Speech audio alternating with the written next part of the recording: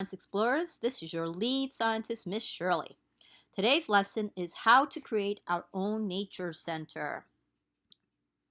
In today's lesson, you will learn about different nature centers. The type of climate that you select will determine what types of plants, animals, and features can be included to the nature center. So as you work on your ideas, we're going to ask you to answer the following questions to prompt more creativity and support more creativity with your work. So what kind of animals would be at your nature center? Think about what kind of habitat supports these plants and animals. Then think about what would visitors get to do there at your nature center. In our last lesson, students, you learned about hummingbirds.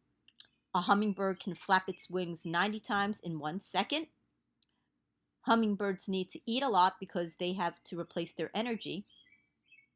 And we learned some new vocabulary words within our text, like hover, to float in the air close to something, and moss, a very small green or yellow plant that grows on moist rocks, tree bark, or wet ground.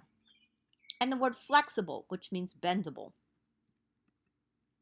Okay, let's introduce some words we need to learn for this lesson.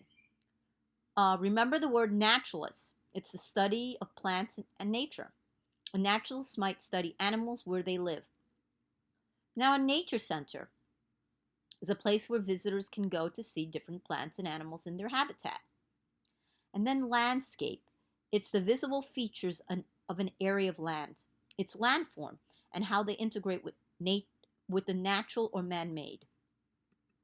Okay, science explorers, we're going to learn more about how to create our own nature center, and we're going to explore and investigate some questions about that. Now, science is a way of knowing, like we just observed hummingbirds up close and personal by reading about them and studying videos of them and observing. We learned many details about hummingbirds from our study in these last few classes. So people learn more about the natural world by studying it. What types of things can you know about the world from observing plants and animals outside? Think, think, think. Science explorers, write your response. Okay, science explorers, let's revisit this video on a nature center so it can help refresh your memory.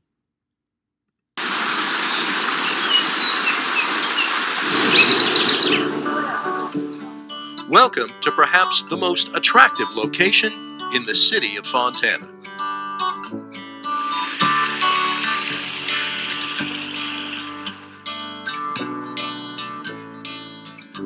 If you're not familiar with it already, you are looking at the Maryvagel Nature Center in South Fontana. Located at the foot of the Jurupa Hills, the center has always been a place of natural beauty and education. It's unique. So, how many cities have nature centers? Jordan Gionnet is the coordinator here. He, his staff, and volunteers are instrumental in educating young visitors about wildlife and the natural world.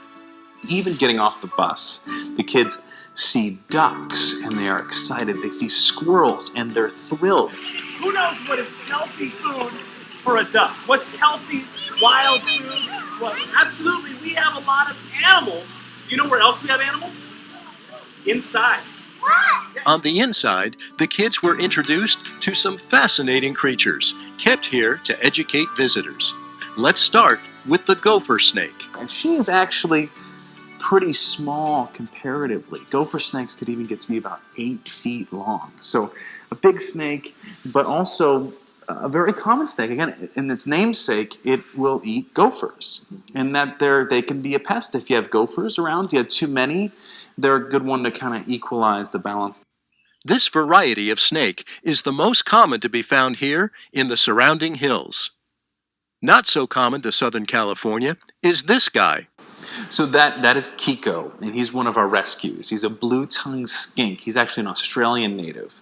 So skinks, you can kind of tell they have different scales. They look like almost snake scales on a lizard. He has this very interesting blue tongue. And when he sticks it out, it's known as kind of a defense. Very confusing, bright color for a predator. So if they stick out that blue tongue, it's enough to distract the predator so they can go and take off. Now meet the chuckawalla. But the chuckwalla is an herbivore, but it also ties into our Native American programming. The natives used to eat them. What chuckwallas do is they hide in crevices of rocks, and that's how they protect themselves from predators. But what they do is they inflate when they become afraid of something. And they do that to kind of wedge themselves into a rock so they can't get pulled out by a predator. Other ambassadors include the California king snake, the rosy boa, the tarantula, and more. By seeing and understanding these wonderful creatures, it is the goal of the center that these visiting students will learn to respect and not fear these animals. I think people are looking for this, and they really want some natural, adventure to take. Join the adventure. Look up fontana.org. Experiencing the fascinating life forms at the Maryvale Nature Center, this is Glenn Ross for KFON TV. Okay, Science Explorers, let's explore some questions. In today's lesson, we will learn to create our own nature center. Let's start by sketching out some general landscape and things that we need in our nature center. So spend 5 minutes to think, so you can sketch out some details here. So Science Explorers, draw on this slide. Okay, next, Science Explorers, here are some pictures of different climate nature centers where people visit to learn more about nature. Label each center with the name of the climate. For example, is it a forest? Is it a city nature center? Or is it a desert nature center? Think, Science Explorers. Write your response. Now, let's use the information that we answered in our prior lessons to come up with ideas for our nature center. What kind of animals would be at your center?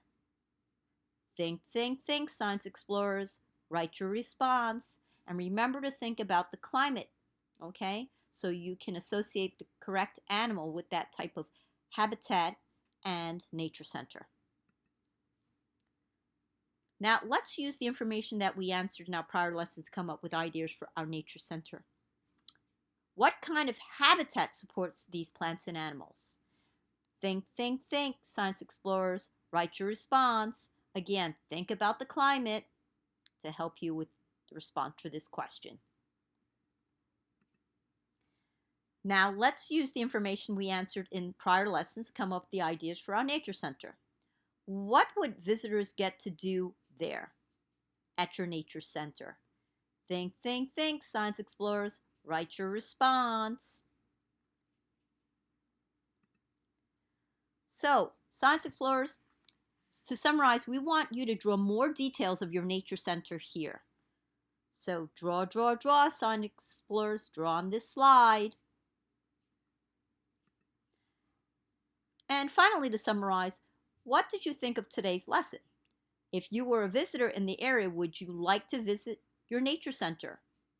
Think, Science Explorers. Write your response. And finally, what did you think of today's lesson? Okay, Science Explorers, today we learned how to create our own nature center.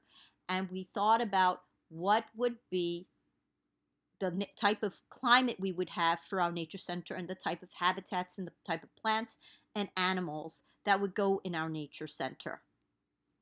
Okay, until next time, ciao for now.